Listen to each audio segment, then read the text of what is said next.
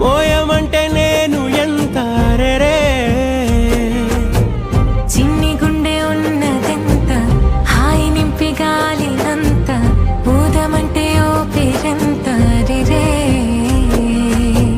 కళ్ళు రెండు పుస్తకాలు భాషలేని అక్షరాలు చూపులోనే అర్థమయ్యే అన్ని మాటలు ముందు లేని ఆనవాలు లేనిపోని కారణాలు కొత్త కొత్త ఓనమాలు ఎన్ని మాయలు కథలెన్నో చెప్పారు కవితల్ని రాశారు కాలాలు దాటారు యుద్ధాలు చేశారు ప్రేమలో